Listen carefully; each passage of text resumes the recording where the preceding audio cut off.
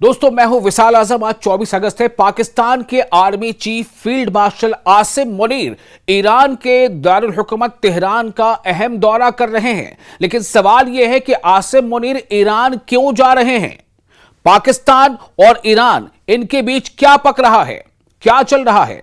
एक तरफ हुर्मुज़ का तनाज़ा है, अमेरिका लगातार दबाव बना रहा है और ईरान ये कह रहा है कि वो अमेरिका के दबाव के आगे झुकने को बिल्कुल तैयार नहीं है।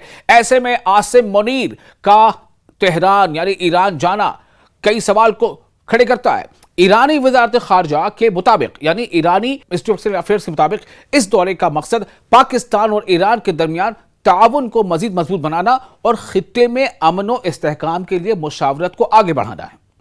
इस दौरे में आसिम मुनीर आला ईरानी हुकाम से मुलाकातें करेंगे और दो तरफा यानी बायलैटरल इलाकाई मामलात पर बातचीत करेंगे। यह दौरा एक ऐसे वक्त में हो रहा है जब मशरिक़ वस्ता यानी मिडिल ईस्ट में कशीदगी मुसलसल बढ़ रही है। ईरान और अमेरिका के दरमियान ताल्लुकात शदीद तनाव का शिकार हैं, जबकि स्ट्रेट ऑफ हुर्मुज़, खलीज फारस और खित्ते की मजमूई सिक्योरिटी आलमी तवज्जो का मरकज बनी हुई है। वहीं इसराइल और तुर्की के बीच जो ज़बानी जंग है वो भी तेज हो चुकी है। इसराइल का गजा पर हमला लगातार जारी है। इसराइल लेबनान में भी हमले कर रहा है। ये तमाम हालात के बीच आसिम मुनीर का ये दौरा, पाकिस्तान से तेहरान तक जाना, ईरान के साथ वहां बातचीत करना, इस पर सबकी नजरें हैं।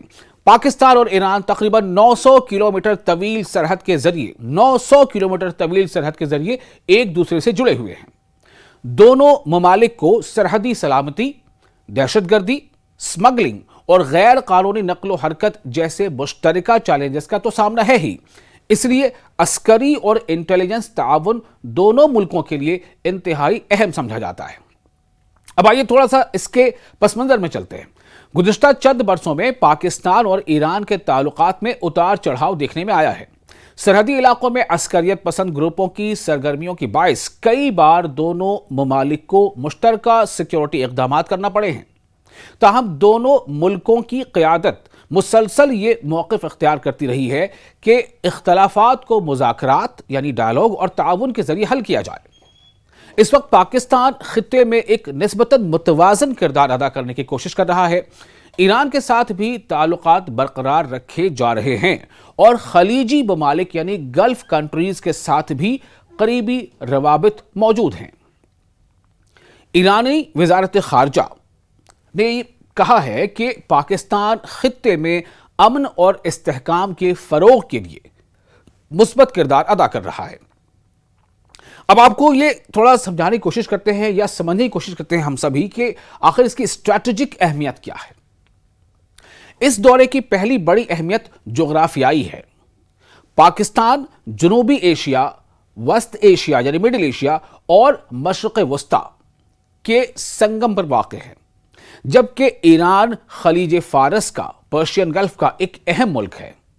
अगर दोनों मुल्कों के ताल्लुकात मजीद मजबूत होते हैं तो इलाकाई तिजारत यानी रीजनल ट्रेड, तवानाई के मंसूबों और ट्रांजिट रवाबित में इजाफा हो सकता है।